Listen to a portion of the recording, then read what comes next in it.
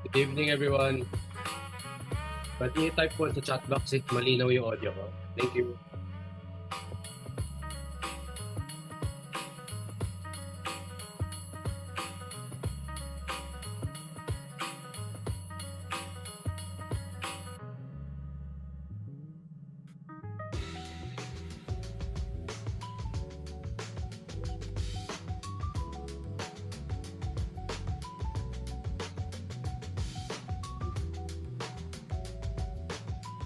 Ayos.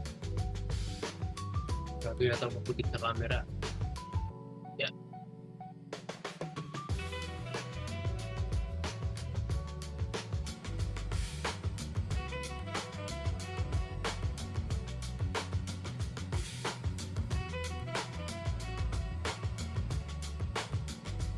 Good. Thank you. Good.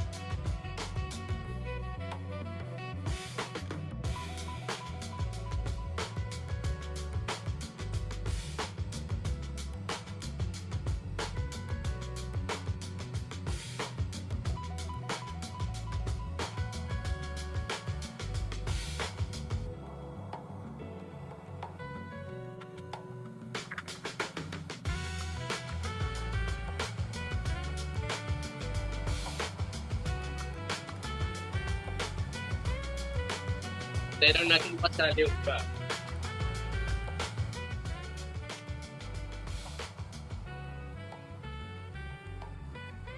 Hindi sa mga bagong paso. Uh,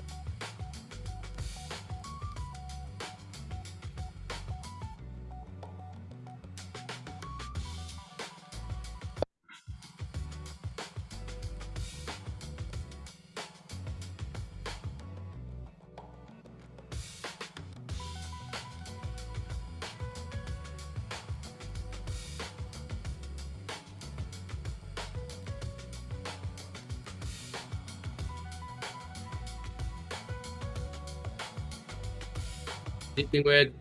Good evening, coaches. Galay po sir.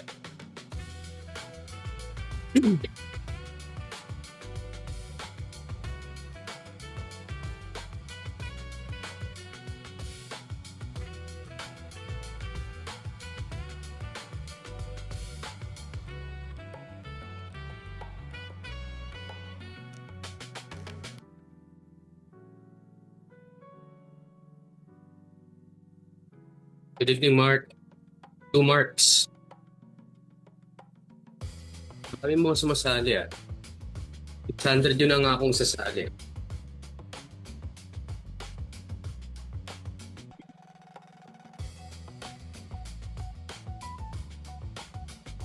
Kailan natin makapasok ng iba?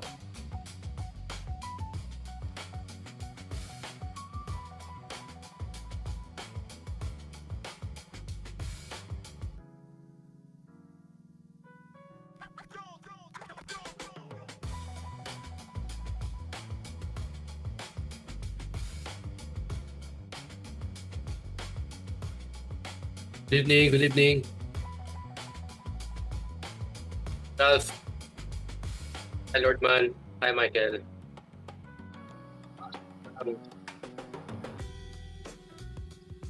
Yung mga nasa Facebook, not sure ko ilan na yung naka-view. Sabi doing a live webinar. Hindi nga nakita yung slides ko. Pero, yeah, nakikita, maririnig naman ano yung mga i-discuss. Yung 7 viewers ba sa Facebook, talaga mag-i-stay dito. Can you type 1? Mag-stay kayo dyan. Good evening.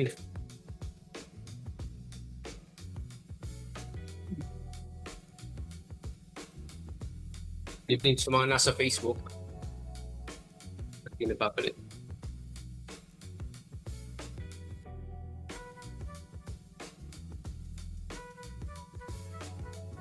In.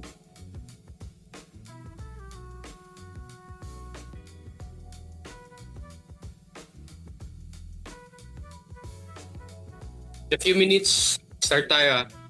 Jaro, clear naman dyan. Clear naman sa Facebook.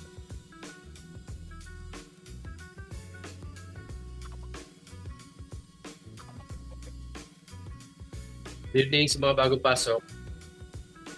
Ay, dito na tayo. Wala. Ayan.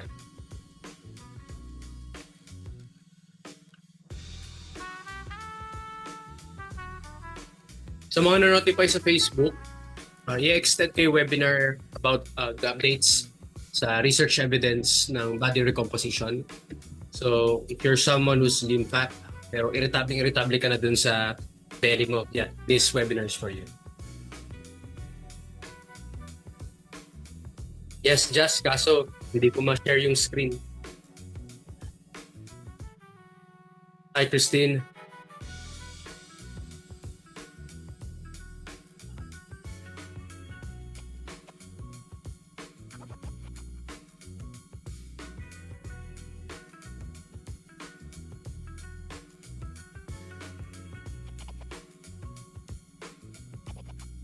Thanks, Coach Vin. Hi, Kini. Hi, Coach Sean.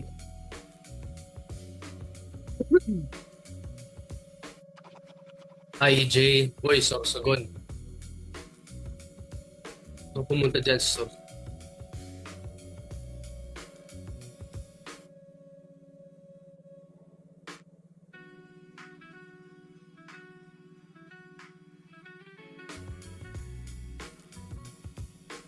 yung slide. I'm not sure. But yeah, pakipost ko siya. Send to. Hi, Christopher. Oh yeah, has a summary. So, it's 7 o'clock ah. Yung mga kakilala niyong a-attend dapat dito, sabihan niyo na. Kasi walang recording yung webinar para talagang despite this being free, it will be taken seriously. Hi, Bri. Tumakbo ka ata kanina, Bri.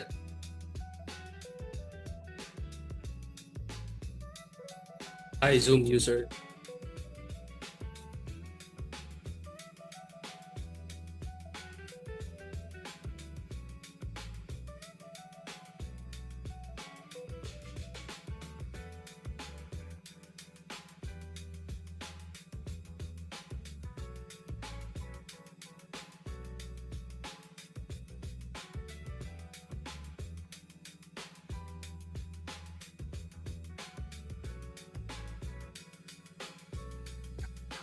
Pwede pa send sa comment section yung Facebook group na pwede rin salihan ng mga tao yan. Kasi baka doon ko i-upload yung slides. Thank you. Hi, Jordan. Hi, Coach Vince.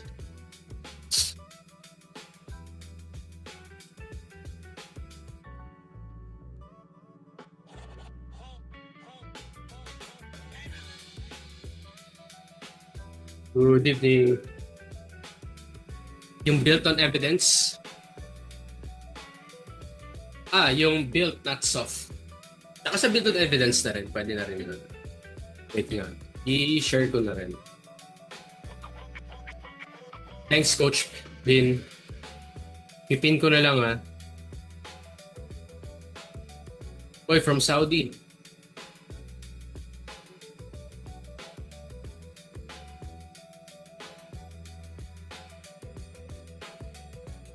Waiting pa ba?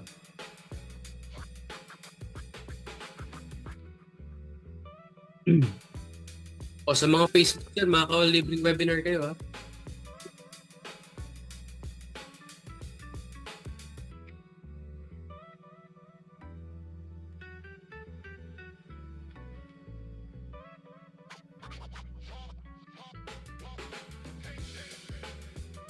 Three minutes. Start tayo.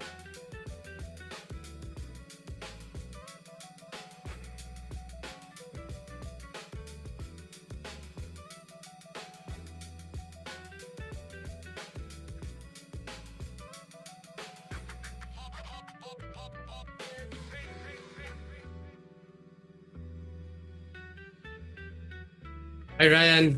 From Canada. Oh, may mga clients ako dyan from Canada. Tatlo sila. Online client.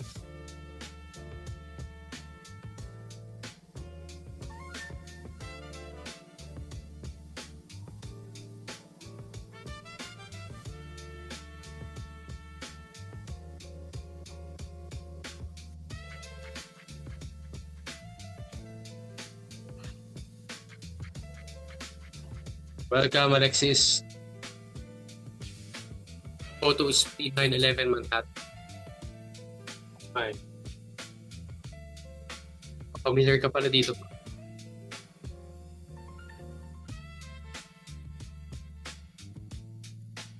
Good evening, Aleli.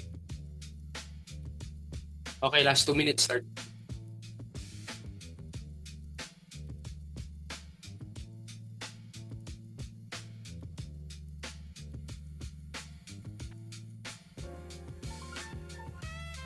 Hi, Coach JPD.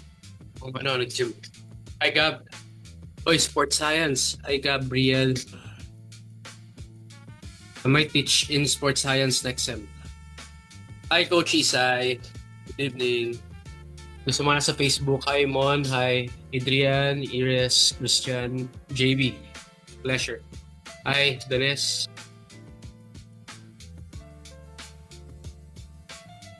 Hi. Sige, naglolo kasi yung Zoom ko eh. So, um, minsan di siya makarecord but hopefully makarecord siya na maayos. Yung slides, sige, isasend ko sa inyo. Hi, CJ. Uy, PUP Sports Side din. Guys, soon. Ako magturo next sem. Kung di magbago isip ng PUP. Hi, Jefferson. As 1 minute, start tayo ha. Dali nyo na yung mga kape nyo. Ako, may protein shake ako habang mag-talk dito. And I'll try to finish as much as possible, mga around 1 hour, 1 hour 30 minutes. Trasir, matanda ka na.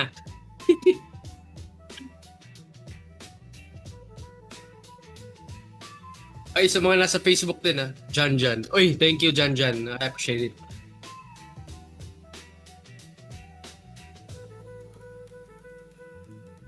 Okay? Again. 1 minute. Buffer time. After 1 minute, diretso na ako mag-start ha. So, kuha nyo yung mga kape nyo, protein shakes niyo, and we're about to start.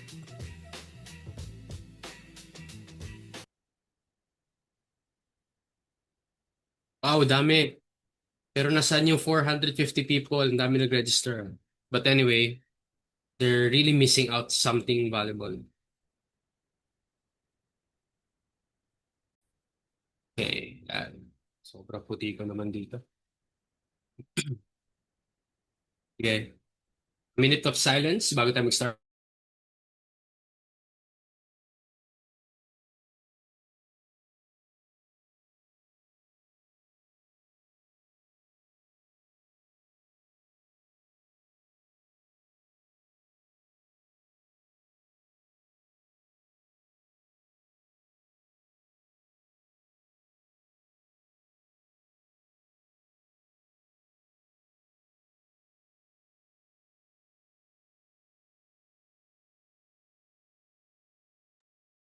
Okay, so bago tayo mag-start, reminders lang sa mga attendees today.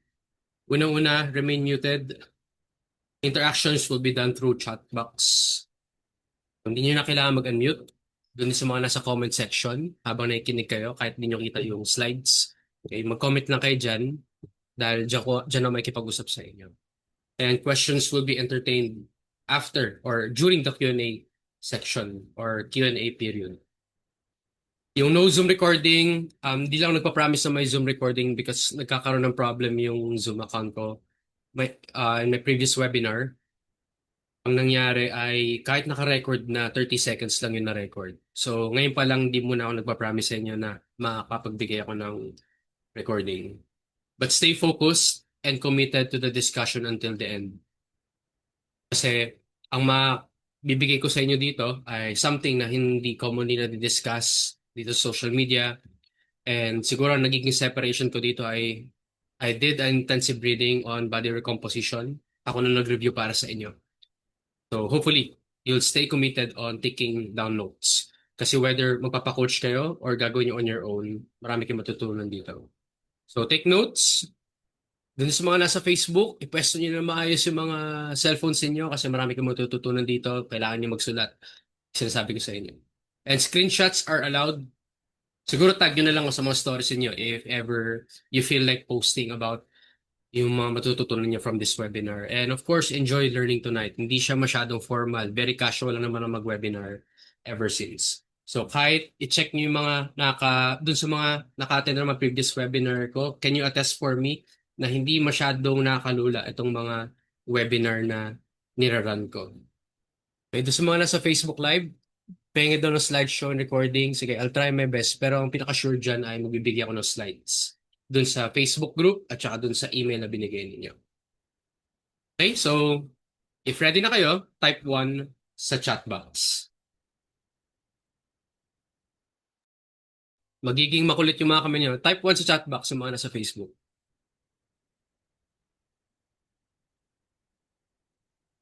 162 attendees tayo.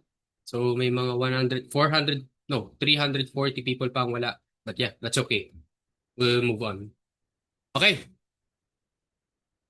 So, unang tanong ko sa inyo, bago kayo umattend dito sa webinar, anong ulam ninyo? Or kung kumakain na kayo ngayon, anong ulam ninyo? Type nyo sa chat box at saka sa comment section. Protein talaga, sabi na nga ba eh. Pumusta na talaga ako sa isip ko, protein yan for sure. So sa mga nasa comment section, sa Facebook, ano ang ulam ninyo bago umattend dito sa webinar na? KFC. O, di ba? At di na mag-run ng statistics dito, yung keyword pa lang eh. Okay? So, hopefully busog kayo, no? So, mas functional yung utak niyo at ma-absorb yung mga kailangan nyo ma-absorb dito sa webinar na. So, kung hindi outdated, kulang sa nuance. Yan actually yung mga naririnig natin sa social media. Kapag nag-scroll tayo sa TikTok, sa IG, sa Facebook, parang di natin alam kung updated pa ba yung mga sinasabi nila. Kung updated man, wala bang butas? Absolute ba yung mga kiniklaim nila? Pero based on my experience, based on my scrolling, tingin ko kung di outdated, nuance. Puro based on experience. Which is, hindi naman totally mali. So if you agree with me, type 3 sa chat box. If napaka-noisy na talaga ng fitness industry lalo sa Philippines, hindi na natin alam kung sino pakikinggan natin. So type 3 sa comment section, chat box if nag-agree kayo.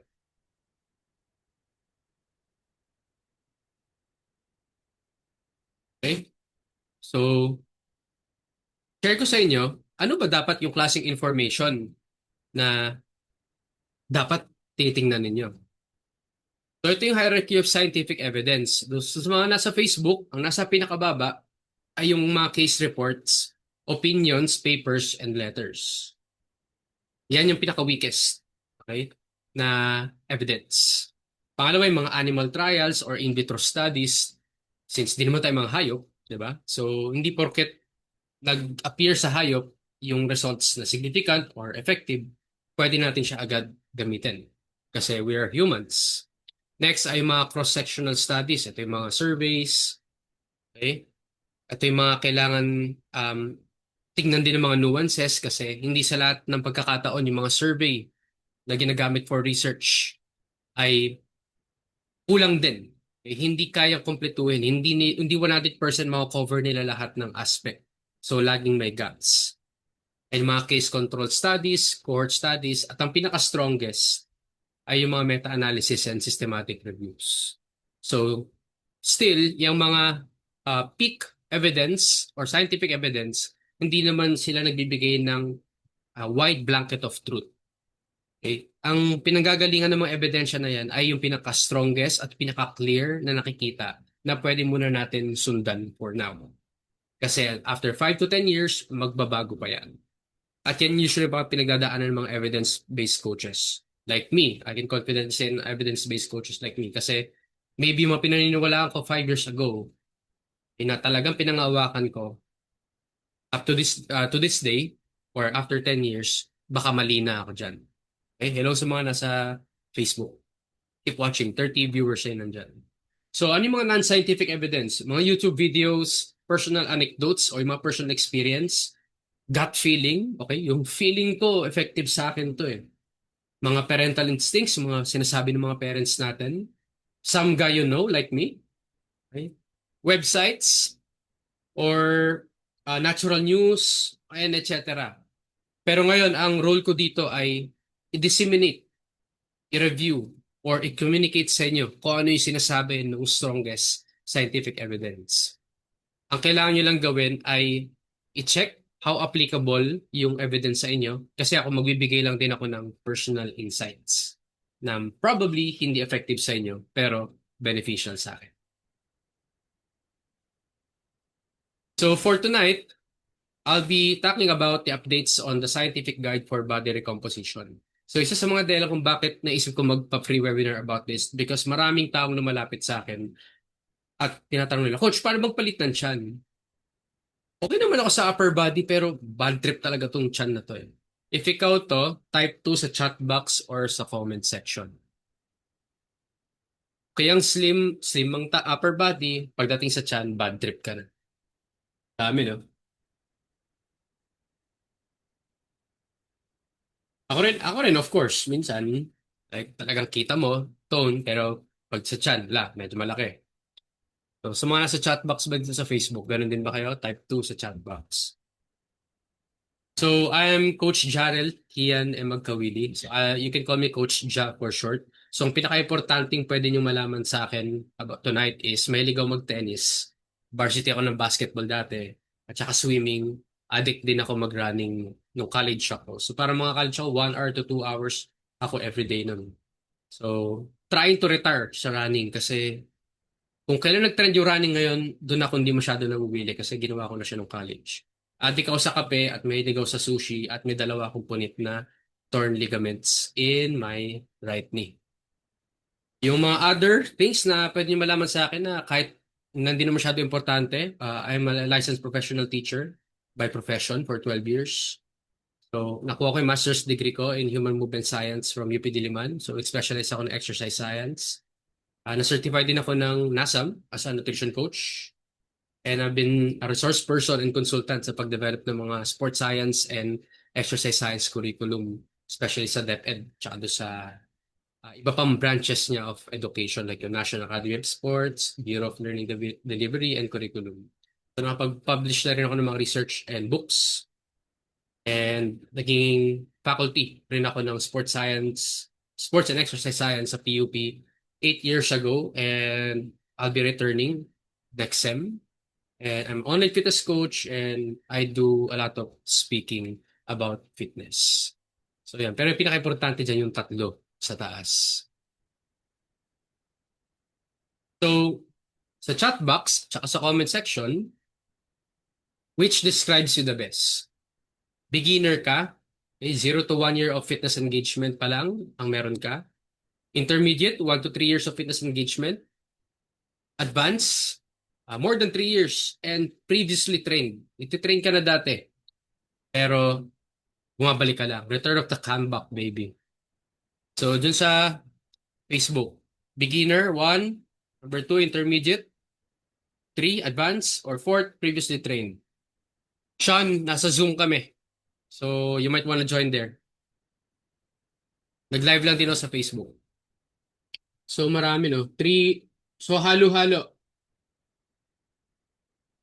Halo-halo pala ang mga experience levels yun dito. 1, 1, 1, 1, 1. Okay. Beginner, beginner, beginner. Okay, doon sa Facebook, beginner, type 1. Intermediate, 1 to 3 years, type 2. More than 3 years na nag-workout, type 3. Nag-workout na dati, bumabalik lang, type 4. Okay, now, which one are you? Which one are you? Number 1, nag-self-study lang, do it yourself. Kaya kayo umaten ngayon sa webinar dahil gusto niyo gawin sa mga sarili ninyo. Number 2, may coach kayo pero gusto niyo ring maintindihan kung paano ginagawa yung body recomposition. Number 3, been looking for a coach. Yung gusto kayo i-guide, naghahanap kayo na pwede kayo i-guide or gagawa ng program sa inyo. And number 4, isa kayong fitness coach na nag-expand ng knowledge. Dami palang fitness coach dito, no? Self-study. Okay, may been looking for a coach, meron din. Okay. Responsive na yung mga nasa Facebook. Okay, thanks for being responsive. So, Yung cut ka muna para magtanggal ng tiyan mo. Cut ka muna para tanggal tiyan muna. Bulk ka muna, magpalaki ka muna. Outdated na advice pa ba ito? Or very relevant pa rin ba siya? Ano sagot ninyo? Outdated or relevant pa rin? And is this you na okay naman sa upper body? Tiyan ko lang talaga ang problema. Nag-cut bulk na ako pero walang nangyayari. May mali yata sa nagawa ko. Okay na sana yung pormahan ko, panira yung tiyan. Coach, di naman ako mataba pero ang lambot tingnan ng katawan ko. So, sino yan dito ulit? Naka-bad trip, no? Type 3 sa comment section if kayo yung sinasabi ko. So, yung concept of body recomposition, okay, all you have to do tonight is still everything. Lahat ng matututunan ninyo. Kasi I can guarantee you, whether gusto niyo gawin mag-isa, may matututunan kayo. Or gusto niyo magpa-coach, mas madali niyo magagawa kasi mas informed na kayo. So, pag-usapan muna natin kung ano yung body recomposition. Una, who is it for? Mamaya natin siya sasagutin. So, yung body recomposition refers to simultaneously gaining muscles while losing fat. Okay? Excuse me. So, hindi lang siya weight loss, hindi lang siya muscle gain in isolation. Nag-happen siya simultaneously. So, hindi lang siya yung um, tawag doon, calories in, calories out. It's more complex.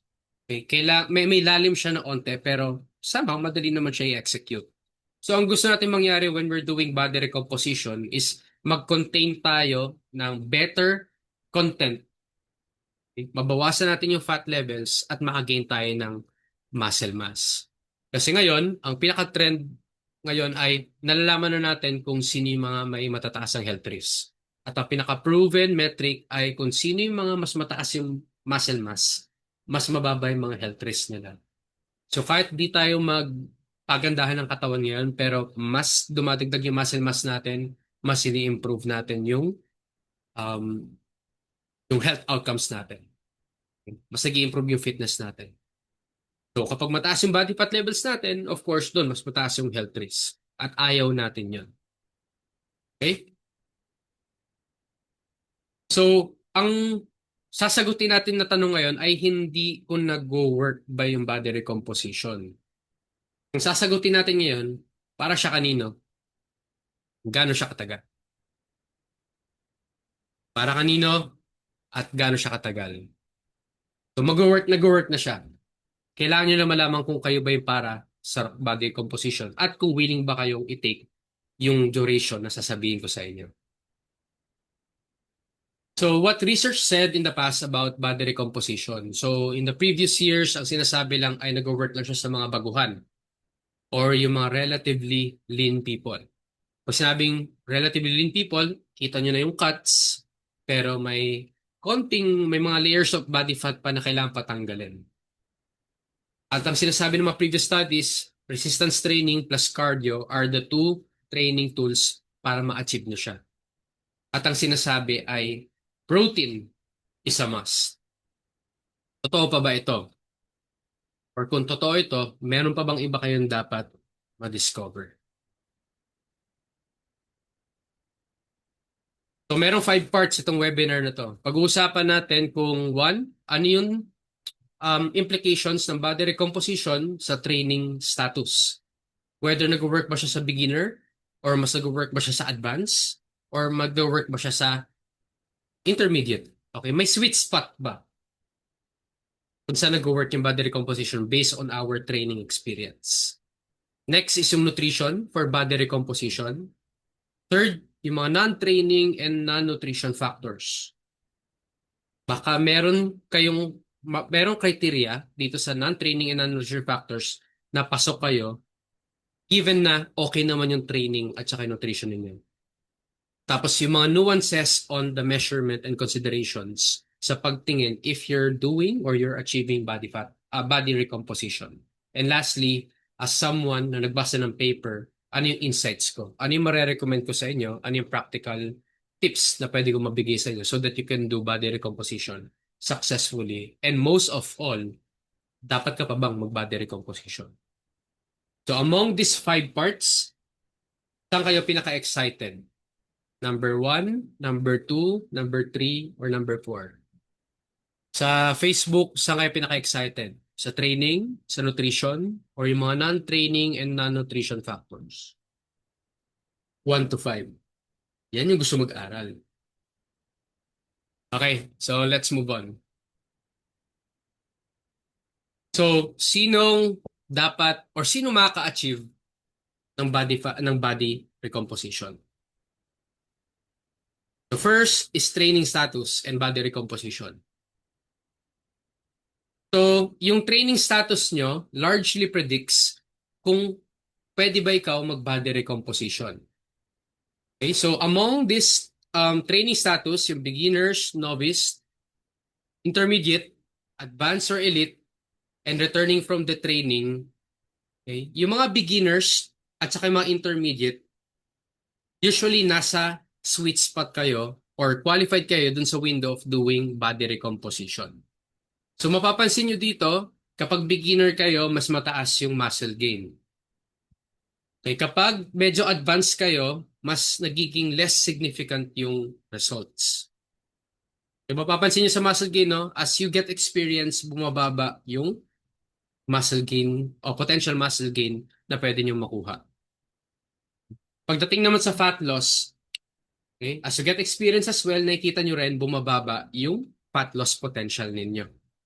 So ang reason dito ay yung una, yung tinatawag na diminishing returns at saka yung metabolic adaptation and yung adaptation.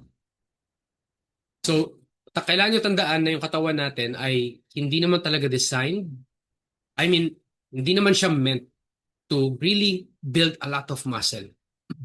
Hindi rin siya meant to lose a lot of fat. Okay, it's just meant to survive. Eh, wala siyang pakialam kung ilan yung body fat percentage mo or gaano kalaki yung muscle mass mo. Ang gusto ng katawan mo, hindi yung integrity niya or yung tinatawag na homeostasis, yung pagiging steady niya, ay hindi may interrupt ng kahit ano. Pero yung mga beginners, okay, mas mataas ang potential ninyo in doing body recomposition. Kapag mas elite at mas advanced ka na, mas mahirap at kailangan mo nang mag-optimize. Now, ang next question dito, anong klaseng training design? Sino yung mga beginners na to? Ano yung mga description ng mga beginners intermediate na to? And sino yung mga advanced na most likely makaka-achieve pa rin ng body recomposition nang hindi ganun kahirap? Yung sinasabi naman dito na returning from the training or matagal ka nang nawala sa training tapos bumalik ka ulit, you're slightly considered as beginner ulit. Pero mas mabilis ka makakabuild ng strength. It's because nag-train ka na before, medyo memorize pa ng muscle mo yung past experience mo dun sa tension or na-experience mo from your training. So, totoo po yung muscle memory. Kung for example, ako, tumigil ako mag-training for 10 weeks, tapos meron akong kasabayan na after 10 weeks, nag-decide na mag-fitness, beginner naman siya. Okay, pares kami ng progress pero mas mabilis akong magigain ng strength and muscle mass. Pares kami ng progress na makukuha, mas mabilis lang sa akin kasi may muscle memory. Okay, so one example, okay, itong si Paul, isa sa mga clients ko. So flexible dieting naman na ginawa niya to doing body recomposition. So 3 times a week lang siya nagka-training, condo gym lang. So imagine niyo puro dumbbells lang tapos yung mga equipment na hindi masyado optimize. Parang generic equipment lang. Hindi naman siya masyado nagka-cardio. He's from Dubai, from Middle East. So marami siyang breaks and long vacations na ini-spend. So minsan di kami nagka-training. Tapos meron nga siyang one phase na parang no diet. Wala kami sinusundan ng macros. Tsaka calorie intake. Hindi kami masyado strict basically sa diet. So, inabot kami ng 2 years para ma-achieve tong body recomposition na to. Ang maganda sa kanya kay inaccept niya yung trade-off na pwede mapahaba because of the flexibility at saka yung mababang rigidness ng approach namin dalawa. So, imagine 3 times a week, less cardio, minsan di siya nagda-diet pero na-recompose na yung katawan niya. So in the span of 2 years, 68 kilos to 62 kilos. Yan lang yung weight na na-lose niya, pero kitang-kita yung significance visually. Kasi hindi sa lahat ng oras pagdating sa research, pag sinabi sa statistics na not significant, pero kailangan natin tingnan yung practical significance. Pwedeng statistically, hindi siya significant, walang pinagkaiba by numbers, pero pag nakita na natin with our naked eye, sobrang laki ng difference. So yung mga ideal conditions for body recomposition ay unang-una yung mga youth o yung mga bata, more observable in males, pero promising pa rin yung results sa mga babae. So one reason kung bakit mas dominant yung lalaki sa body recomposition is basically, alam niyo na siguro, yung taas ng testosterone levels ng mga lalaki.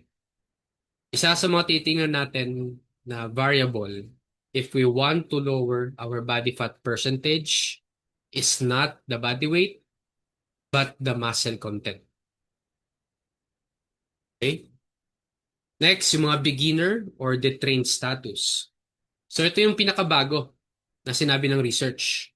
Yung mga matataas din pala na body fat percentage, nasa best window kayo for doing body recomposition through endogenous energy. Meaning to say, yung mga extra fats na meron kayo sa katawan, na-feed yan yung muscle growth.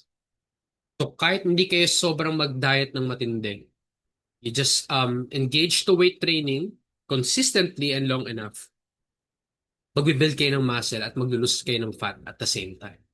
Because muscle building naturally triggers fat loss. Panglima, yung mga taong nag improve na ng eating habits at saka nutrition nila, tumataas ang effect sa kanila ng body recomposition. Yung mga laging magandang quality ng sleep, yan, malaki ang edge nyo for doing body recomposition. Who can manage stress, and most of all, who trains consistently. Whether 1 time a week or 5 times a week kayo training, kung kaya nyo siya gawin next for the next weeks, okay, long enough, body recomposition kayo. So, hindi lang ideal yung body recomposition sa mga competitive bodybuilders. Pero natatanong nyo siguro sa sarili niyo, bakit hindi pwede sa kanila? Maraming factors. Unang-una, kailangan nilang i-maximize yung fat loss dahil kailangan nilang maging lean during competition. Next, kailangan nilang i-maximize yung muscle growth kasi kailangan nilang mag-build ng sobrang daming muscles so that when they cut their weight or cut their fat, na side effect nun ay muscle loss. At least kapag pumatong sila sa stage, maraming natirang muscles. At pangatlo, yung periodization na tinatawag. So, kailangan sumunod sa mga protocols sa mga bodybuilders na magmamaximize ng body fat loss and muscle growth. So, if doing body recomposition for competitive builders, pipiliin nila yon, baka mabitin sila pagdating sa panahon. Sasampa silang hindi malaki yung muscle mass nila at hindi rin mababa yung body fat levels. O ako, tingin ko, yun yung dahilan bakit hindi ideal ang body recomposition sa mga competitive bodybuilders. And of course, yung mga lean people. So kung previously sinabi, mas evident ang body recomposition sa mga lean people, hindi pala. Mas evident pala sa mga medyo malaki pa o mataas pa yung body fat percentage na meron sila. Okay. So my question to you, type 2 sa chat box, if at least 3 of the ideal conditions for body recomposition, pasok kayo. Nagkapag-asa sila oh. Sa Facebook, comment section. Okay, doon sa mga narinig ninyo, tingin nyo qualified kayo mag-body recomposition, so type 2 sa comment section. Okay. So yan, si Paul, isa sa mga client ko, long-term client ko online. So, ano yung dapat na training approach natin for body recomposition? So, kailangan ko i-discuss yung nuance para magkaroon kayo ng sariling interpretation kung paano gawin ang tama yung body recomposition. So, pagdating sa resistance training, yung studies na nireview ko, in average, 8 to 10 weeks lang yung span. Okay? So, relatively, um, kung titingnan natin, practically speaking, maikli pa yan. So, parang less than 3 months lang yung mga studies. May nakita silang evidence of body recomposition. The reason why ganyan lang katagal yung mga studies about um, training, it's because mataas yung withdrawal rate kapag masyadong matagal. Mahirap mag-control ng participants. Okay, so just imagine yourself being part of a study. Tapos, kontrolado lahat ng researchers yung gagawin ninyo. So, makakaramdam kayo ng umay. At ang ayaw mangyari ng mga researchers ay mag-deviate or mag-withdraw kayo sa study. Kaya, karamihan sa mga sports science study, especially pagdating sa training, ay maikli lang. Merong 4 studies on body recomposition. Okay, nakita sila ng evidence na may body recomposition even hindi nagre-report ng nutrition yung mga participants. So medyo nakagulat to, no? Wala palang pakialaman sa nutrition pero nagbabody recompose sila. Then merong 8 studies, both male and female, binantayan yung nutrition. Kinontrol yung nutrition at mas maganda yung resulta. Ang pinaka-common na nakita sa 12 studies na to, lagi nilang inaabot yung mechanical tension, which is the main driver for muscle growth. Hindi yung pump, hindi yung high reps, kundi mechanical tension. Nandiyan pa rin yung principle of progressive overload. Okay, dapat di mawala yan. Nakita rin nila na high volume training yung ginagawa ng mga participants. Na at least meron 10 to 12 weekly sets per muscle group. So imagine nyo, no? 10 to 12 weekly sets per muscle group. So sa chest workout, either may 3 workouts sila, tas 4 sets per session. And lastly, they're training close to failure.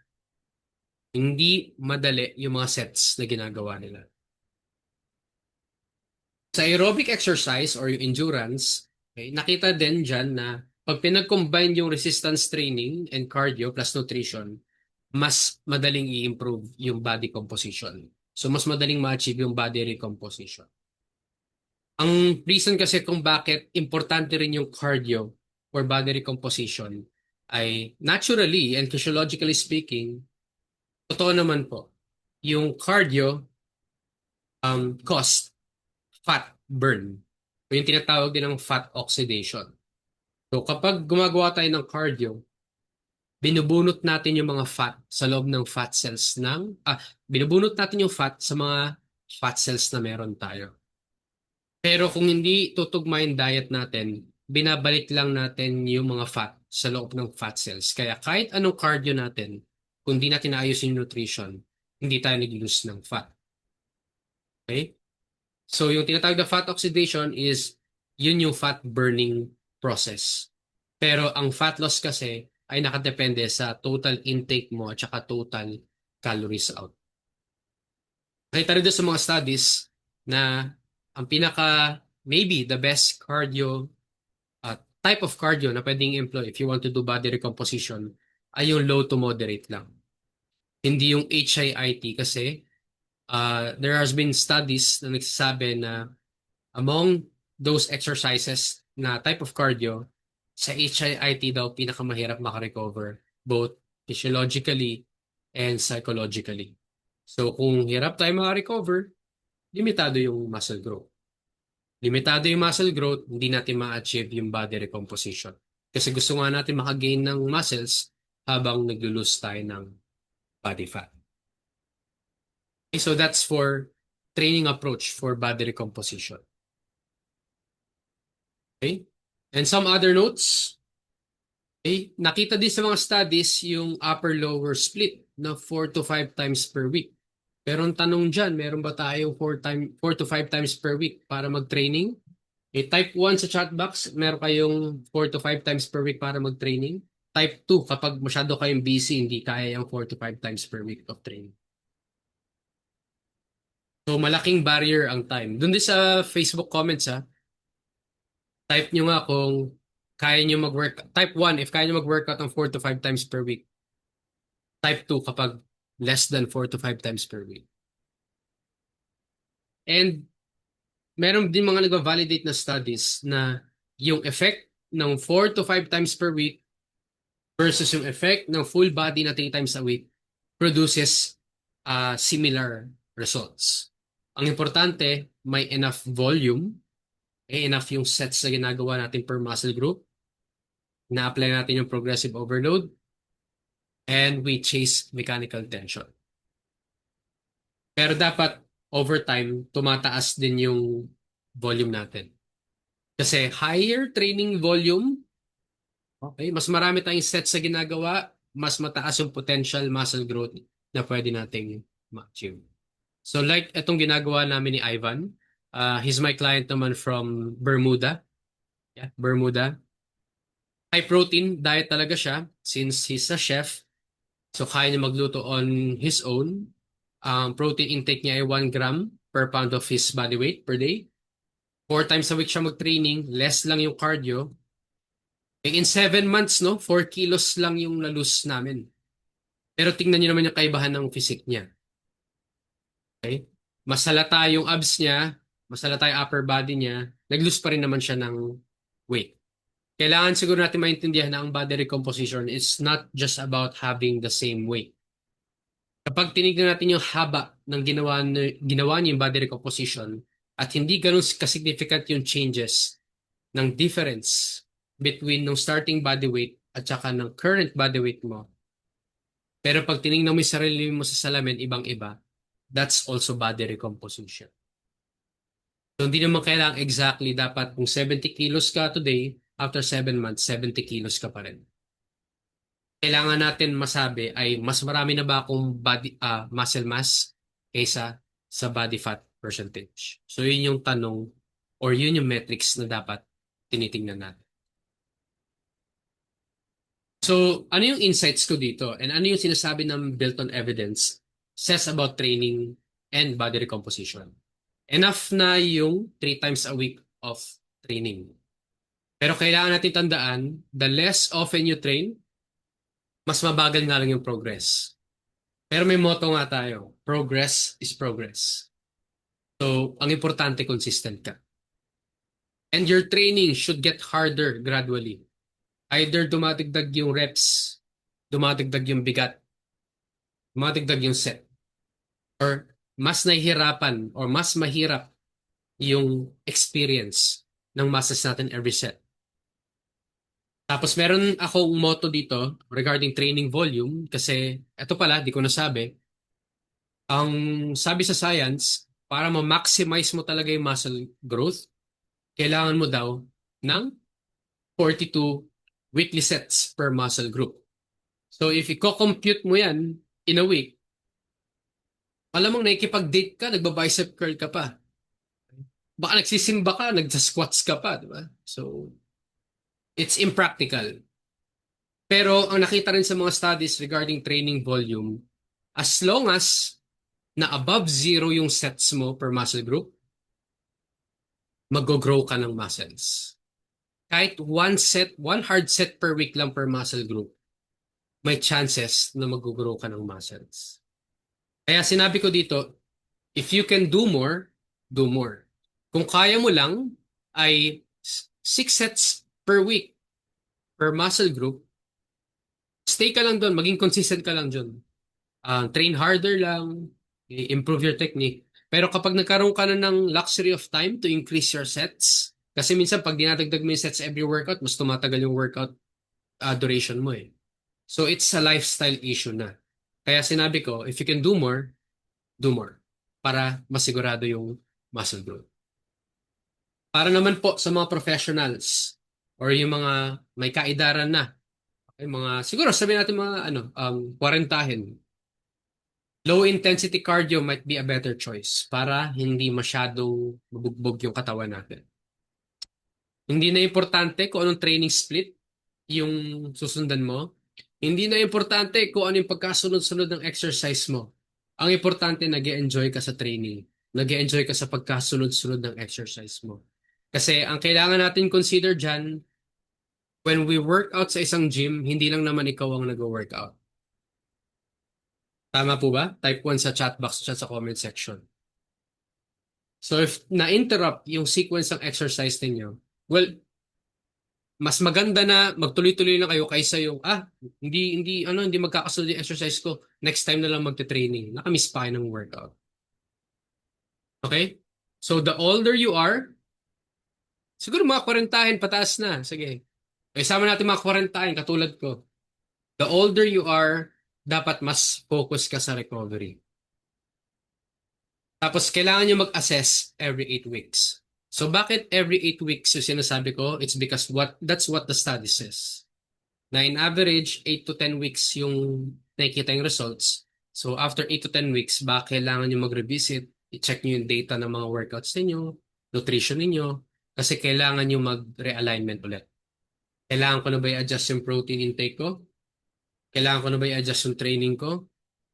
So, every 8 weeks, kailangan nyo siyang tignan. Okay, so type 5 sa chat box at saka sa comment section, if meron isa dito, i-employ nyo na starting tomorrow since Monday. Ba, masunurin kayo ah. Okay, may tanong sa Facebook. RJ Basbas, 40 years old, pwede pa sumali sa bodybuilding. Marami ako nakikita 40 years old na competitive pa rin sa bodybuilding. But since, sagutin ko na rin, since, yan nga, yung mga 40 years old, mas concerned na ang recovery. Yung mga nakikita nating 40 years old na highly competitive sa bodybuilding are probably enhanced people na. Kailangan na ng supplements para masupport yung recovery nila. Kasi if they really want to be competitive, they really have to train intensively and with a lot of volume. Ang problema, dahil age individuals sila, mahirap yung recovery. So, kailangan ng supplements para masupport yung recovery, para makakuha sila ng benefit doon sa training na ginagawa nila. But again, we're not stigmatizing yung mga gumagamit ng steroids for bodybuilding. Alam naman natin na open secret yan. But yeah, that's how I explain yung training programming depending on age.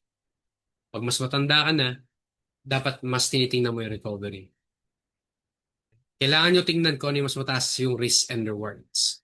So when you're programming for yourself, hindi ka lang tumitingin sa ano yung mas effective. Ang tinitingnan natin ay ano yung mas rewarding. Ano yung mas risky. Mag-amina na kayo ng age. Ganun din naman eh.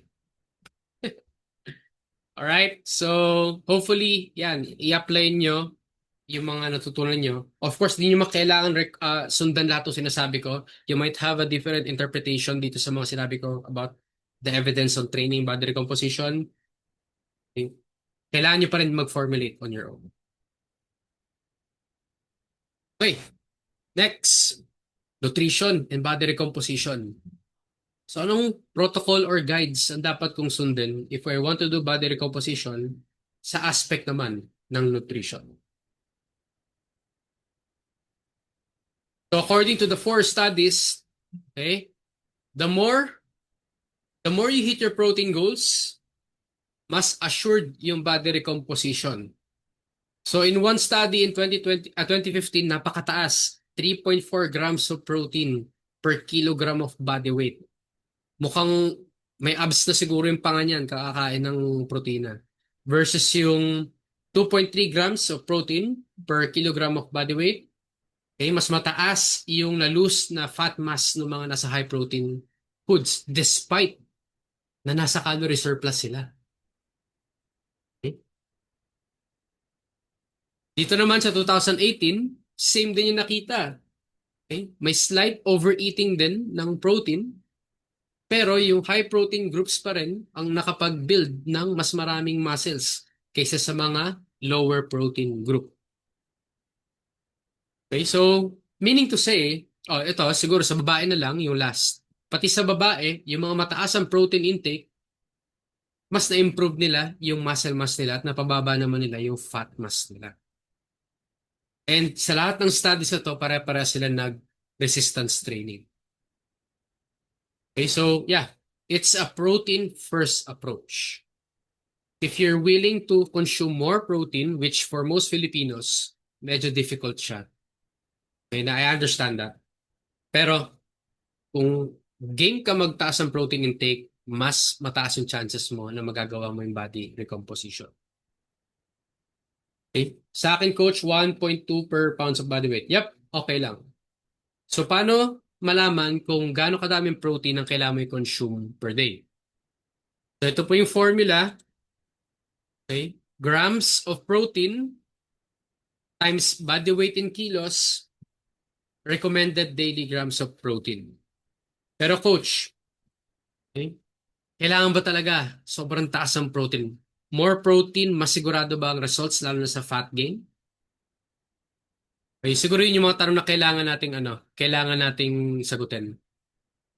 Kaya ba mas successful yung mga nagbabody recomposition na mataas yung protein intake? It's because more protein is equal to more muscle growth. So yun yung sasagutin natin. Hindi daw. So in one study, okay, I think this is 2022 or 2024, meron silang 2018, meron silang nakitang tinatawag na breakpoint.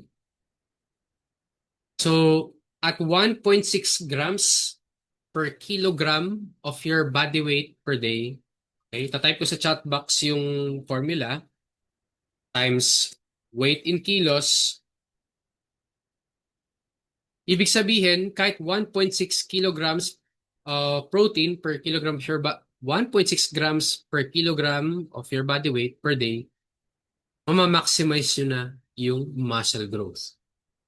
Dahil kapag lumagpas pa kayo ng 1.6 grams, makikita nyo nagka-flatten na or bumababa na yung resulta. So, yung law of diminishing returns applies. Ibig sabihin, hindi mo kailangan lumapang ng sandamakmak na manok na itlog para mag-build ng muscle. Tama po ba? Taas ang creatine pag sobra sa protein. Not all the time. Okay? Pwede. Pero yung pagtaas ng creatinine ay mas harmful siya sa mga taong meron ng existing na sakit. Okay? So, medyo madaming question ha. Tutuloy-tuloy ko lang muna. Mamaya ako sasagutin. So again, anong takeaway dito? High protein, high protein, masabi natin high protein na kapag 1.6 grams per kilogram of your body weight per day yung consumption ninyo. So, the reason why yung mga mataas yung protein or yung pagkataas sa protein intake ay mas successful sila sa body recomposition, it's because more protein or higher protein intake probably induces high fat loss than muscle gain. So, ang pinaka-reason ay yung tinatawag natin na thermic effect of food. Coach, ano yung thermic effect of food? So, ganito yan. Isipin nyo, yung carbs and fat, yan yung tubig na may alcohol or alcohol na may konting tubig. Yung protein, gasolina. Kapag sinabuyan mo ng apoy yung carbs and fat na alcohol tas tubig, saglit lang yung liyab niya. Okay? Saglit lang yung baga niya. Pero kapag sinabuyan mo ng apoy yung gasolina, okay? Or yung gasolina, sinabuyan mo ng apoy, pinagsaboy mo ng gasolina sa apoy, malakas yung liyab ng apoy. So, meaning to say, kapag nag-consume tayo ng mataas sa protein intake, yung malaki yung mataas yung metabolism natin sa katawan kasi it takes a lot of energy to break down protein. So just imagine, sa 1,000 calories from pure protein, 25% ng 1,000 calories from pure protein, yun yung calories na dapat niyong ma-burn para ma-break down at ma-absorb ng katawan niyo yung protein foods na yun. Unlike sa fat and carbs, 10% lang ng calories from that food ang nababurn ninyo. So again sa protein per 1,000 calories, 250 calories ang ginagamit ng katawan niyo para ma-break down at ma-absorb yung protein. Sa per 1,000 calories ng fat and carbs, 10% lang yung ginagamit ng katawan niyo para ma-break down yung fat and carbs. Okay? So coach, may instances na despite na-hit yung protein intake with workout, seems no improvement sa body and weight po. Okay, maraming factors kung bakit nagkakaganyan. It's because maybe hindi pa ganun ka-hard yung training mo, yung recovery mo ay kailangan mo pa i-optimize, or hindi mo na-achieve yung enough volume. Baka kailangan mo na magtaas ng volume para makapag-induce pa ng muscle growth. So, ano yung masasabi ko? And ano yung masasabi ng built on evidence about nutrition and body recomposition? So, for explicit body recomposition, siguro ang sa akin, kung ako susunod, I'll settle with 1.6 to 2.5 grams per kilogram of my body weight as a starting point. Kung masyado ka na matagal na training, experience ka na or advanced ka na, pwede ka magtaas up to 3.4.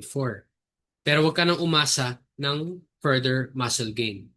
Mas asahan mo siguro yung fat loss than muscle gain. 70% of the people, based on the studies, na nasa high protein diet, na-improve nila yung body composition nila. Napababa nila yung fat, napataas nila yung muscle. Pero kailangan pa natin tingnan yung individual variability kasi very large pa rin. Iba-iba pa rin talaga yung effect sa atin ng pagda-diet. Kahit pare-parehas natin gawin yung mga protocols sa sinasabi ko ngayon. And based dun sa 2018 evidence, meron silang na-observe na fat loss daw is still possible kahit nasa calorie surplus. Kung yung surplus or yung sobrang calories ay galing sa protein. And ang isa sa mga safest na pwede nating sundan na protocol ay we can be in maintenance or moderate deficit para successfully magawa yung body recomposition. And lastly, pagdating sa protein, hindi importante na masyado kung anong oras natin siya itatake. Whether post-workout, bago matulog, pre-workout. Ang pinaka-importante, na-consume ba natin? Na-hit ba natin yung recommended protein intake natin based on our body weight? Okay, so wag niyo na masyado i-complicate ko anong oras. Totoo man yung 30 to 60 minutes anabolic window. Okay, slightly totoo siya. Pero mas malakas yung ebidensya na hindi siya importante pagdating sa protein timing. So, hindi po ba coach nagtuturn ng stored fat pag sobra-sobra naman ng protein intake? Good question. Among the three macronutrients, protein ang pinakamabagal ma-convert into body fat. Okay? Yun yung tandaan ninyo. Ang protein ang pinakamabagal ma-convert into body fat. So, pero in reality, kahit sabihin natin, alam na natin yung numbers para successfully magkaroon ng body recomposition, mahal naman yung protein dito sa Pilipinas. Di ba? Bigla na nagmamahal yung chicken breast, itlog. Actually, hindi nga lang yung mga nagmamahal eh. Di ba? So, wala eh. Nagmamahal eh. Kasi, alam niyo na, ginugulangan tayo eh. So, what Coach Ja and Built on Evidence says about nutrition and body recomposition? Ito lang masasabi ko. I-optimize nyo lang kung anong kaya nyo i-optimize. Magkaroon kayo o maging maluwag kayo dun sa ranges of protein intake. Kung sa araw kaya nyo lang ay 1.6 grams per kilogram, sa ibang araw 2.5, okay lang yun. Ang importante mataas siya most of the time. Saka huwag kayo napapanghinaan loob na kapag di nyo namimit yung protein intake, idadami nyo na yung training ninyo. Kailangan nyo tandaan, nag-grow kayo ng muscles hindi dahil madami kayong protein intake na kinoconsume. Nag-grow kayo ng muscles, it's because you're training hard at nagre-rest kayo ng tama. Second lang yung pag-consume ng protein. Sinusuportahan lang ng adequate protein intake yung muscle growth at saka recovery nyo from training. But again, if you're someone a beginner or kababalik lang sa training, siguro i-qualify ko na rin yung intermediate people. As long as na you train consistently, hindi mo man lagi ma-meet yung protein intake mo, basta't progressive yung training mo, magbibuild ka ng muscle and possibly maglulus ka pa rin ng body fat levels. I-increase nyo na lang yung protein intake nyo if your financial conditions improve. Nga, gaya na sinasabi ko, mahal yung protein dito sa atin. Okay? Yan.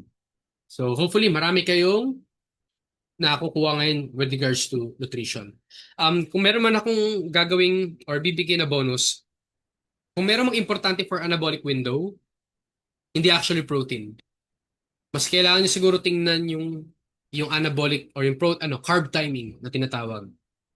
And may mga studies na nagre-recommend na if you are consistently doing strength training, tapos nagka-cardio ka pa, kailangan mo hanggat maaari kumain ng carbs immediately between 30 to 60 minutes after training. So the reason why bakit kailangan mo gawin yon ay para ma-prevent mong magamit yung protein as fuel or ma-utilize for recovery. Para ma-spare mo yung protein.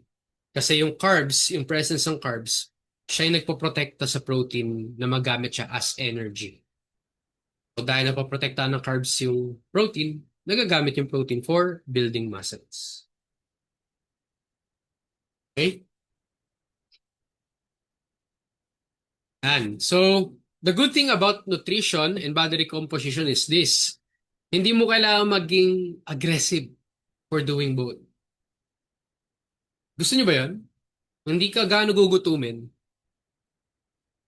Tapos, hindi rin kailangan masyadong bakbakan sa training. So, hindi nyo kailangan super athlete sa training. Hindi nyo naman kailangan magpakakambing sa nutrition. So, yun yung maganda sa body recomposition. Hindi nyo kailangan maging aggressive on both. You can take time all you want hanggang sa makita nyo yung metrics na gusto nyo makita. Bumababa yung body fat ko or tumataas yung muscle mass ko. Or nag-i-improve yung overall physique ko kahit na hindi ako masyado mahigpit sa diet. At the same time, hindi ako malaspartan mag-training. Okay, so if meron kayong mga insights na nakuha from the nutrition, can you type 4 sa chat box and type 4 sa comment section.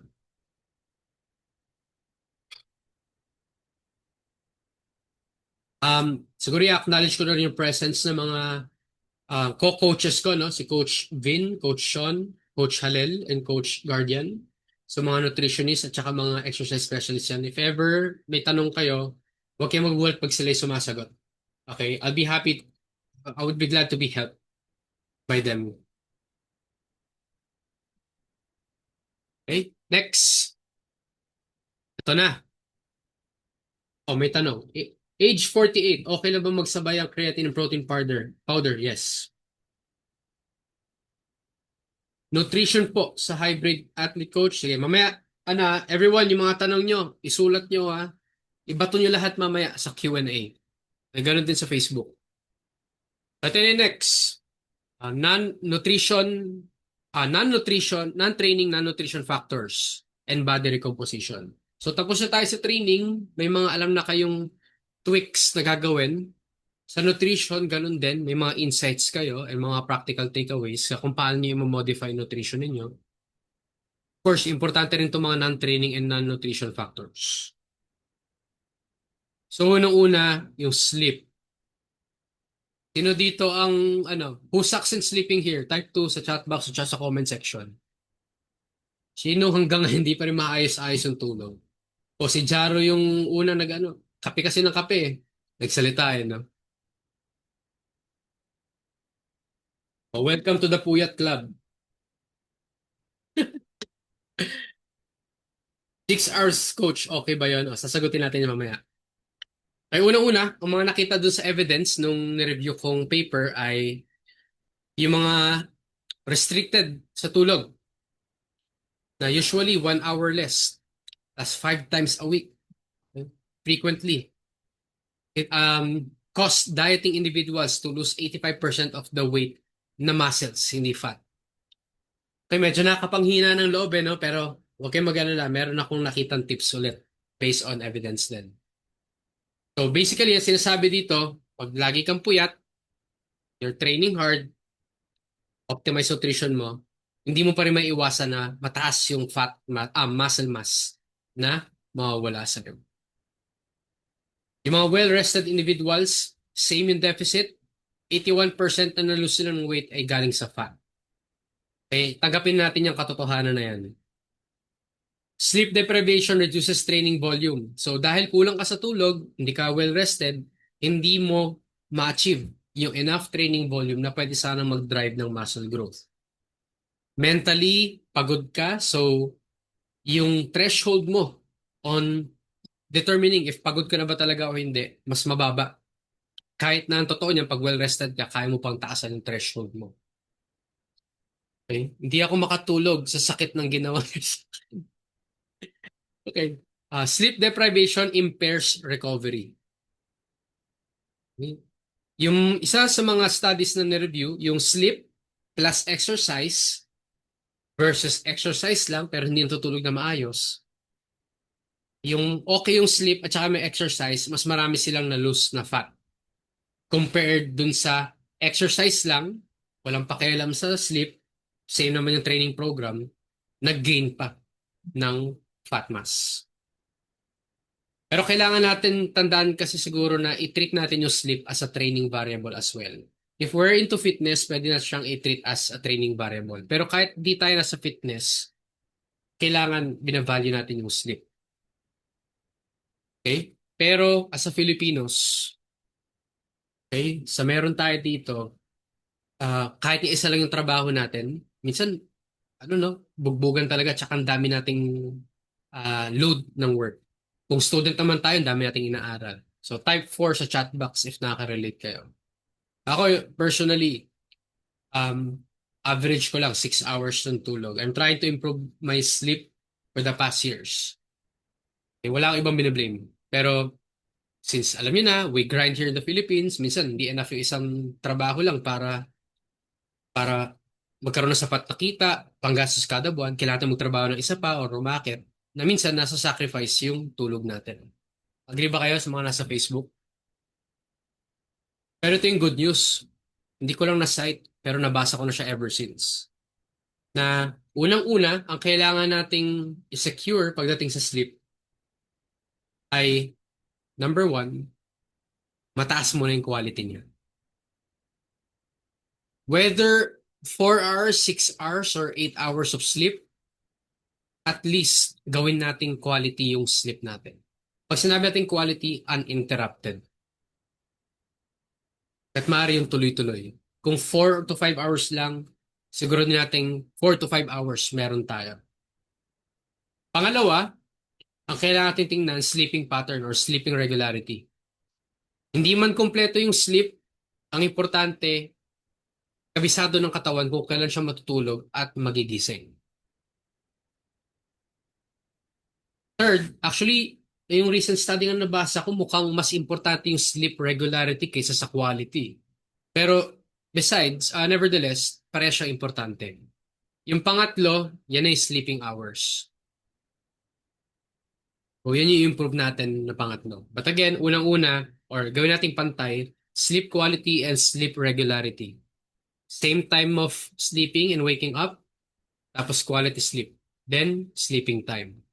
At nakita sa isang study na if hindi tayo nakaka-achieve ng enough na tulog sa gabi, kung mag-accumulate tayo ng mga short naps or sleep sa daytime, may marginal effect siya sa pag-improve ng muscle growth and pag-lose ng body fat and overall recovery. So, ibig sabihin, kung may chance umidlip ng 10 to 15 minutes, kuhain nyo na. Kaysa yung wala. So, accumulate sleep as much as you can, whether sa gabi or sa umaga. Difficulty in sleep. So, ito yung mga non-supplement enhancers ng sleep. Okay, unang-una magpa-araw daw. Mag-exercise. Hindi ko nabasa yung pangatlo. Joke.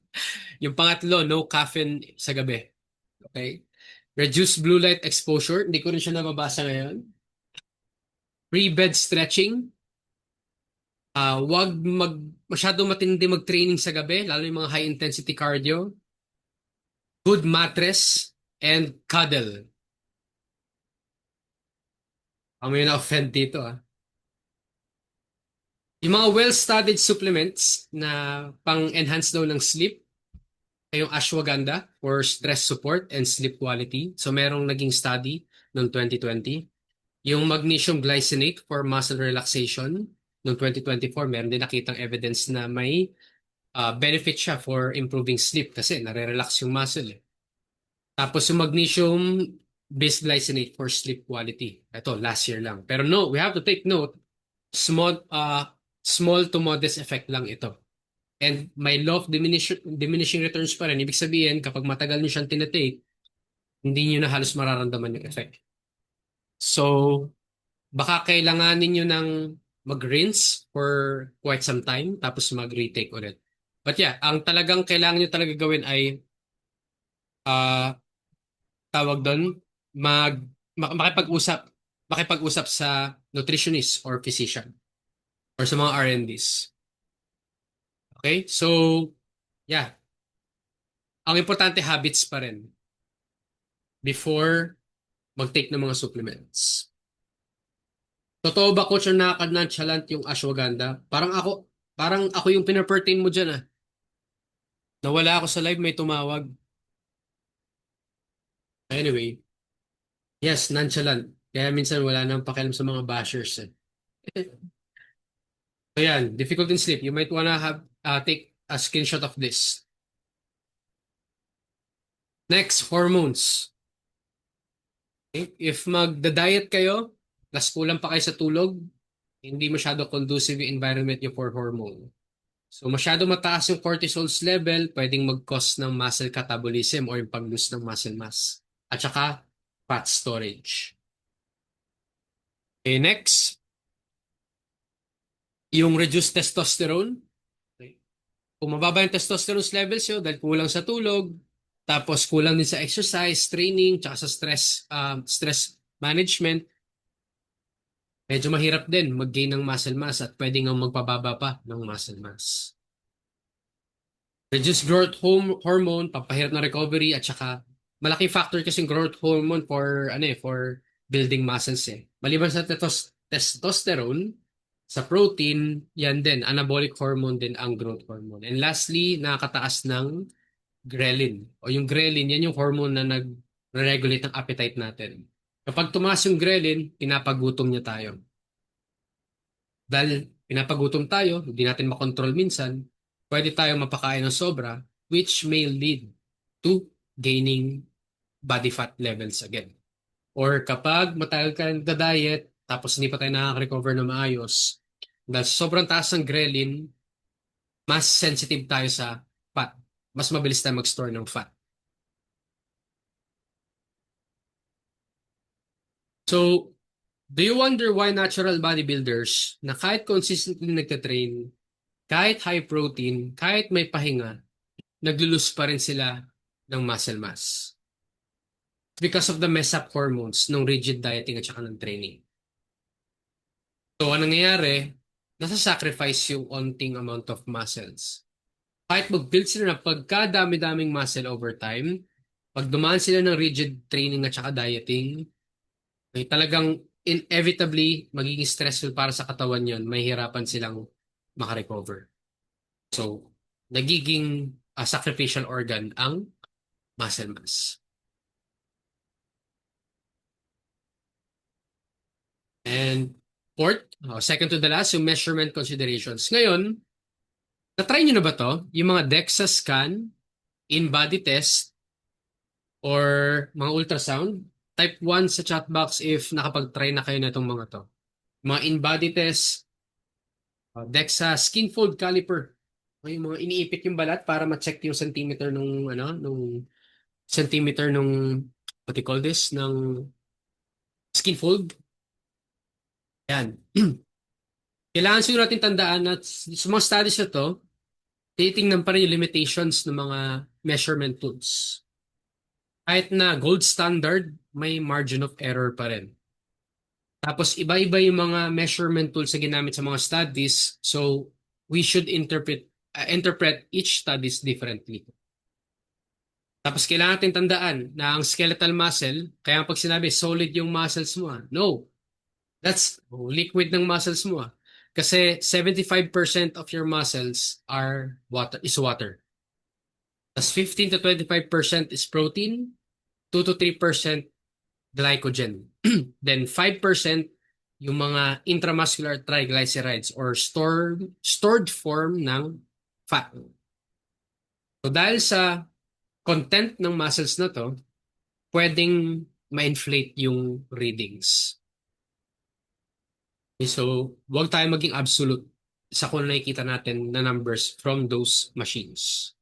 Hindi reliable daw ang scale weight for tracking recomposition kasi nagbabago at nagpa-fluctuate everyday yung weight natin. Pero DEXA scan is the gold standard in research setting for now. Pero ang problem, mahal. Kung every week or every month kayo magpapa-DEXA scan, sana all may pera, di ba? Sana kasing yaman nyo kami na kaya magpa-DEXA scan every month. But since ano din, may protocol din o may standards din na dapat malaki yung interval between doing DEXA scan. So kaya mahirap din gawin every month yung DEXA scan. So anong practical recommendation ko sa inyo considering this measurement margin of errors? Okay? Unang-una, gaya na sinabi ko kanina, hindi naman kailangan maging eksakto yung starting weight mo dun sa bagong body weight mo with a different body composition. Yung mag-deviate ka lang ng onte doon sa starting weight mo, hindi naman ibig sabihin nun failure ka na sa body recomposition. Mag-focus kayo sa progress photo and perceived strength. You have also to take note, lumalakas muna kayo bago kayo mag-build ng muscle. So kung lumalakas kayo, kailangan nyo na maging consistent dahil susunod na dyan over time yung muscle development. Pwede kayo mag-base sa kung pwede kayo mag-base sa kung ano yung mga damit na hindi nyo nasusuot dati.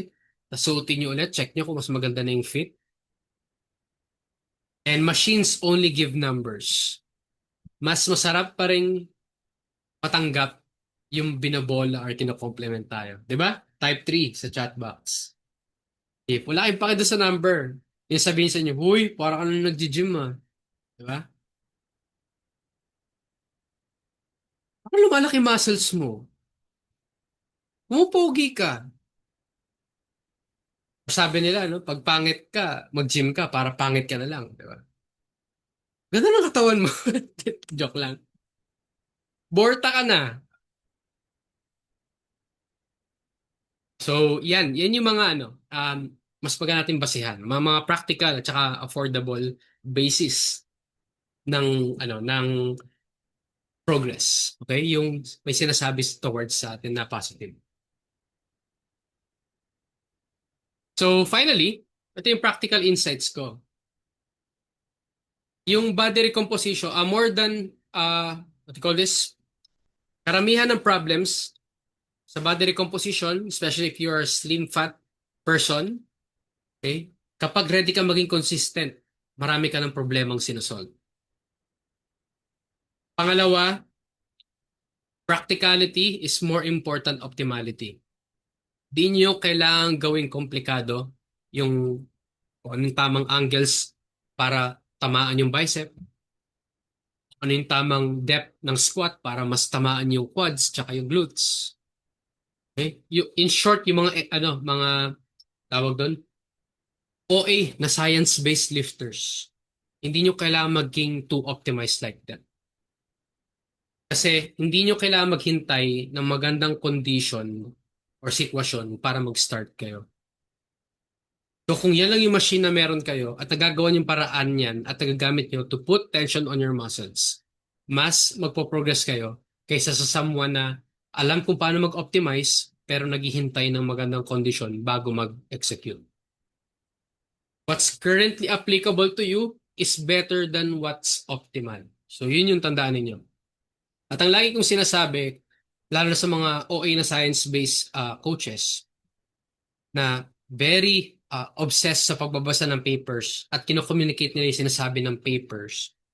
Imagine nyo na lang guys, if we want to have a very high-quality evidence, kailangan natin ng controlled procedures sa research. Meaning to say, may mga nangyayari sa laboratories at sa research na hindi naman nangyayari sa totoong buhay. So ako ganun ako tumingin ng evidence. Paano yung procedure? Yung procedure ay ganito ka-extreme. Hindi naman nangyayari sa totoong buhay yan.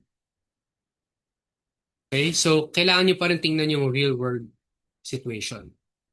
Sabi ng research, significant. Ang next na tanong natin, practically applicable ba? If I ask you, if tama yung sinasabi ng research na ang weight loss ay calories in, calories out lang. Kung gusto ko siyang patunayan, papayag ka ba na for the next 8 weeks, puro McDo or Jollibee lang papakain sa'yo para lang mapatunayan na kahit anong pwede mo kainin, maglulus ka pa rin ng weight. Mataas yung risk ng study. Kahit na may sumali doon, in real world, wala namang willing kumain ng junk for the rest of their life. So, yun lagi yung, ganyan ako tumingin ng research. Practical ba sa real world or applicable ba sa real world scenarios? Yung body recomposition, nagiging successful ang body recomposition hindi sa kapag na-achieve mo na yung same body weight pero different composition. Okay?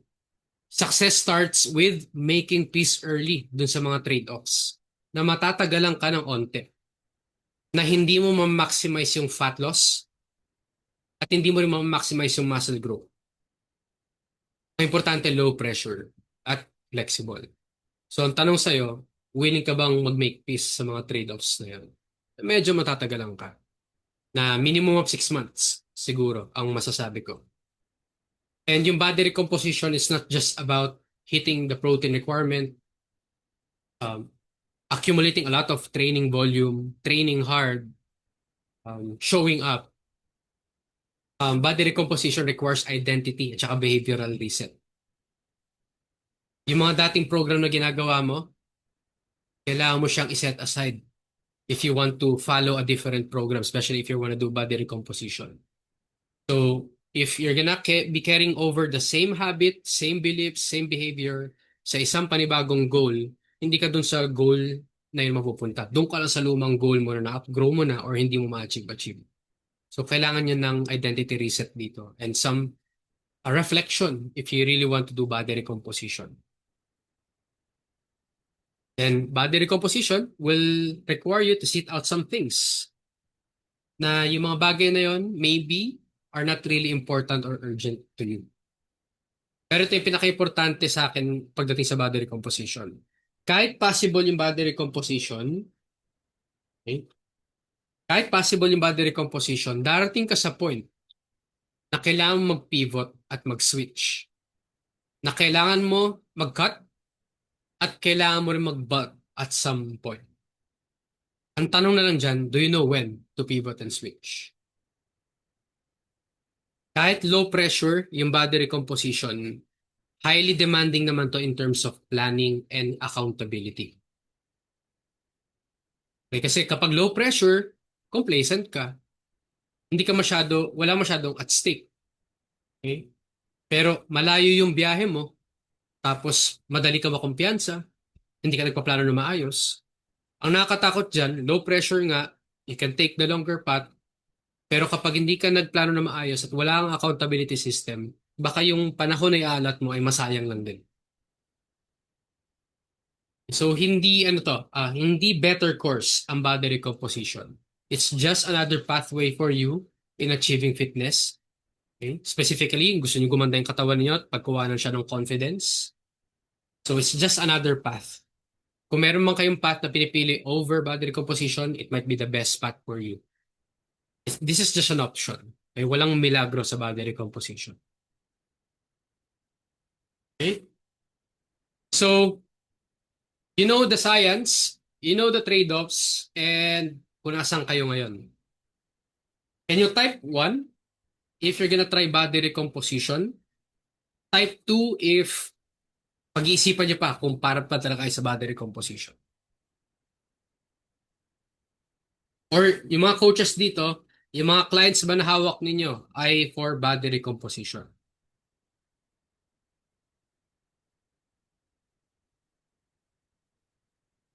Dami halo, no? So yun yung sinasabi ng evidence ngayon na body recomposition may be applicable to all. Okay? It's about gaano katagal. Ano yung dapat gawin pagdating sa protein, pagdating sa training, at sa mga non-training and non-nutrition factors. So I choose body recomposition for longevity para sa pamilya. Yes, less pressure, di ba? 3 weeks ago lang nag-start ng fitness journey and I never heard of body recomposition until last week, first week. I lost 5 kilos, which is very too much. Okay lang yan. Malay mo, yung 5 kilos na yan, water, fat, and jebs lang pala. So, hindi naman muscle. Ang importante, hindi mawala yung muscle. Okay, so, to end this, okay, bago tayo mag-end, bago tayo mag-recomposition, may gusto lang i-announce sa inyo. I'm officially launching itong bridge from science to actual people. So tawag ko dito yung protocol recomp. So ito ay yung bagong larger scale of coaching ko. So in the previous years, nag-one-on-one coaching lang ako, ginagawa ko lang siya mag-isa. Pero I want to evolve my coaching na hindi lang training, nutrition, at hindi lang ngayon nag-iisa. Meron ng mga kasama na magiging enforcer nung program na ginawa ko, which is yung protocol recomp. Ang gusto naming ma-achieve dito ay yung lean body minus insecurity. Na hindi lang sila magkakaroon ng magandang katawan, hindi lang sila mag-improve sa diet, kundi madaling harapin yung buhay nila araw-araw kasi confident sila sa mga sarili nila. So with me, yung dalawang sports science student ko, si Coach Vin at saka si Coach Sean, pero hindi lang sila yung magiging coach ng mga tao. Kasi multi-specialist, high accountability fitness transformation na hindi lang mag-build ng lean physique, but a high-performing identity. So, may tanong dito, no? Female fitness coaching. So, sasagutin ko yan mamaya. So, ito yung sistema. Okay, very brief lang to bago mag-Q&A. Hindi lang training, hindi lang nutrition, kundi may counseling for mental and emotional regulation at may mga ka-partners akong doctor.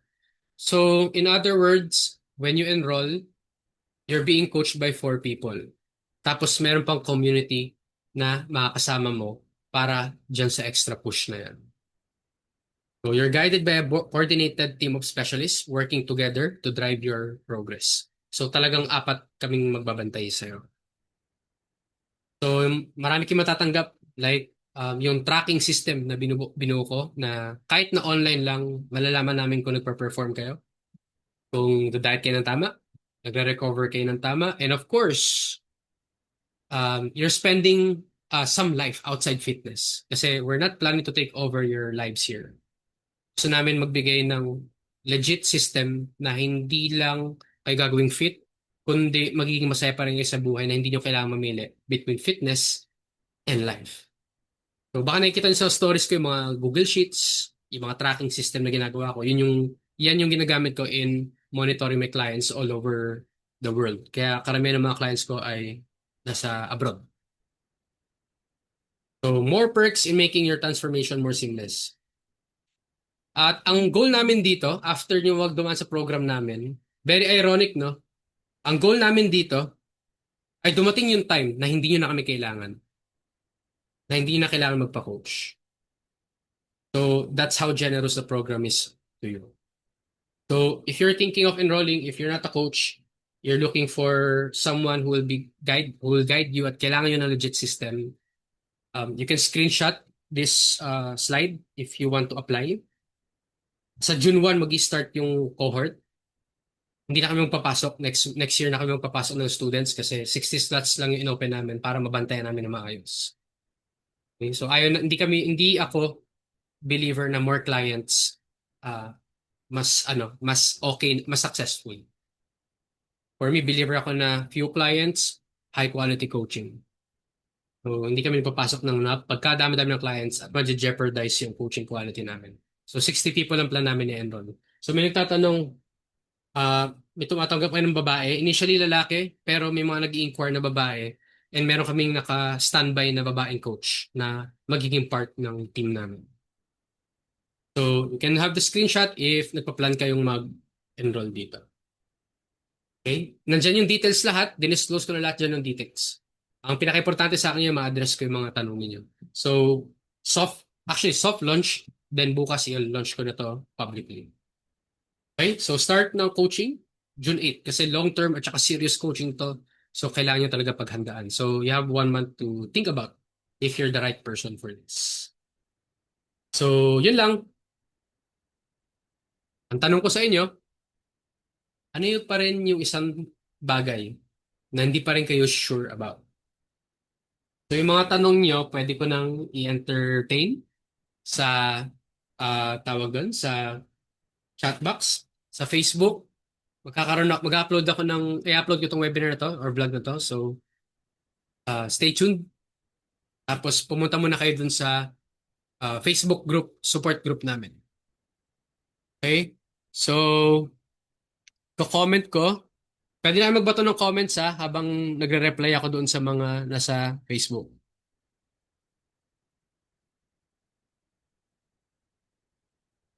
Okay. I-paste ko yung group.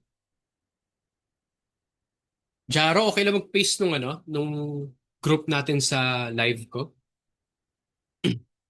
Okay. Sige. First question. Uy, dami yan. For female coaching, yeah, tatanggap kami, Nika. So, magsisend kami ng email sa inyo lahat dito. Coach, magkano NPT certificate? Less than 40,000 pesos. Tapos may 3 months to pay. Coach, natanggap ba kayo ng exercise science intern? Hindi pa for now. Ano po ba dapat yung calories ko per day? It is 7 kilos. I'm doing 5 times per week. Resistance training and running 6 times a week. Kini, search tdee.com. Pwede mo malaman doon kung ilan yung calories na kailangan may consume. Okay, Alexis, I'll explore this. For now, meron akong 2 nutritionist. So, check namin yung enrollees. Kapag madami, mag-hire ako. If we are overweight, do we consider our current weight or target weight in a daily protein computation? Good question, Debbie. Okay, for everyone here, ang ganda ng tanong ni Debbie. Magko-compute ba ako do sa current body weight or target body weight? To answer, kung gusto mong gumaan totally, pwede mong i-base yung computation dun sa target body weight. If happy ka sa content ng muscles na meron ka, dun sa current body weight mo. So meaning to say, baka masagot na ibang tanong dito, once you compute your protein intake, tas relatively mataas ang hiningi sa inyo, automatic bababa yung carbs and fat ninyo. Tapos yung moderate deficit na sinasabi ko dun sa kanina is 200 calories deducted from your maintenance calories. And so nasagot ko si Debbie at saka si Christopher. Body recomp, kailangan po ba naka-low carb? Not necessarily. Okay? May period siguro na kailangan mo mag-low carb to pabilisin yung fat loss. Pero again, kailangan mo mag-pivot at mag-switch in some time. Depende sa response ng katawan mo. So ang nakikita ko dyan ay kapag na-maximize mo yung fat loss by doing low carb, baka kailangan mo ulit magtaas ng carb para naman ma-maximize mo yung muscle growth. So recomposition is really dynamic.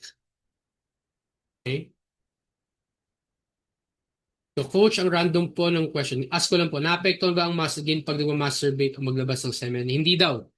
Okay? Hindi daw. Si Nino, nasagot ko. Moderate deficit.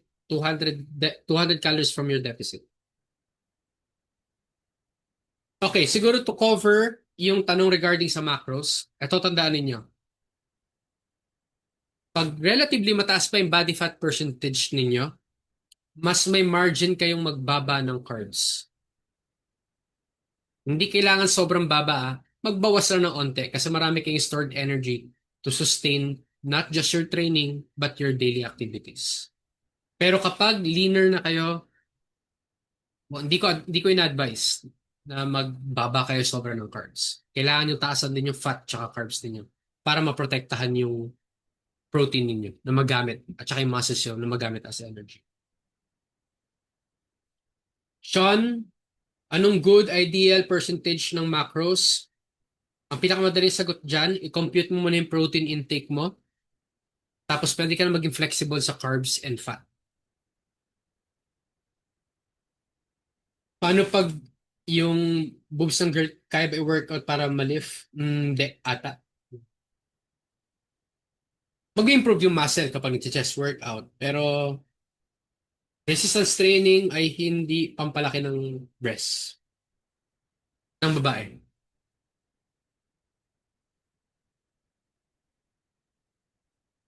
Okay, if a person is skinny fat regardless of gender, should he or she cut or body recomp?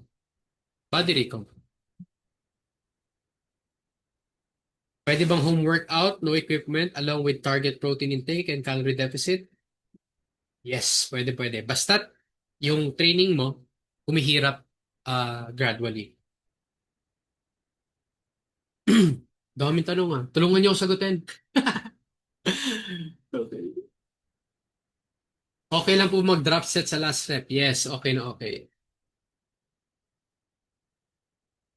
Sorry mukhang hindi feasible ang masagot ko lahat ng tanong ninyo. But again, Coach Vin, Coach Sean, Coach Halel or Coach Dian, if nandito kayo, sali kayo doon sa fitness group namin. Thanks Aldrich, Jaro, and Jazz. Sasagot kaming apat doon. Okay, dahil mukhang hindi conducive sumagot ng tanong dito. So, marami palang tanong and we will be happy to answer that doon sa Facebook group namin. Very responsive yung mga ka-legit communities natin dyan. Okay? So, baka abutin tayo ng siyam-siyam if sasagutin ko lahat. So, again, papost na lang ulit ng Facebook group. Ayan, sila Aldrich, sila Coach Sean and Paul, sinisenda nila. Join na kayo doon, doon kami sasagot ng mga tanong. Very friendly yung mga tao doon. Walang kupal. Walang kupal. Bawal kupal doon. Alam nila yan. So, yeah, hopefully marami kayong tutunan. Regardless kung magpapa-coach kayo, magko-coach kayo, or naghanap kayo ng coach, you find the time very valuable. Tapos, if ever na nag-screenshot kayo, and you're thinking about posting your learnings, na-appreciate namin yung tinatag kami. Okay? Nakikita ko yan, nire-story ko yan, so that everyone will be aware of kung ano yung ginagawa natin. So, thanks for your time. Dun sa mga nag-iisip kung magpapa-coach or hindi, magsisend ako ng email later sa inyo for the details of the coaching. Doon nyo malalaman, kayo yung unang makakaalam nung discount kasi sobrang laki ng discount doon sa coaching. And you still have plenty of time to think about it. Okay? So abangan nyo yung mga contents ko about body recomposition, marami pa kayo malalaman. And of course, sasagot yung mga specialists natin sa team protocol, recomp dun sa group. So hanggat maaari, bago kayo matulog today, sumali muna kayo sa group natin. Yung sa certificate, okay, ayusin natin yan. Sobrang daming certificate ang kailangan gawin. So yun lang. If you're the right person for the protocol recomp but you have more questions, pwede kayo mag-email sa akin. Screenshot nyo na lang ito. At mag-email na lang ako ulit sa inyo. Okay, so bago kayo umalis, okay lang ba mag-picture tayo? Screenshot ko lang. Coach Paul, Coach Sean, pwede magpa-screenshot ng ano?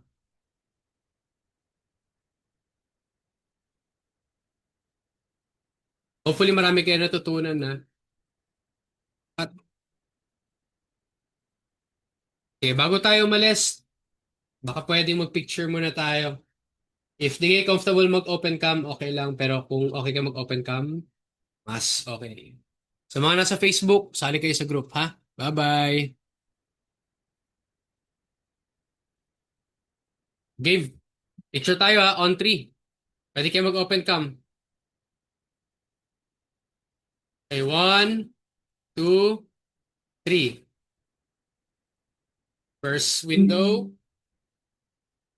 Okay, second window. Smile lang kayo ha. 1, 2, 3. Third, apat na picture lang. Disabled.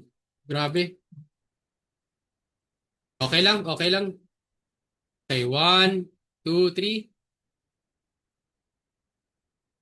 Okay, last. 1, 2, 3.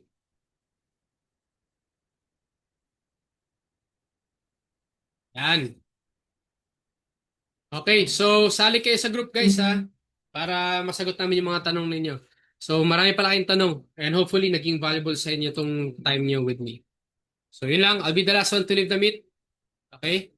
In case you have question, bato lang kayo sa group. Bye-bye everyone. Ingat and good night.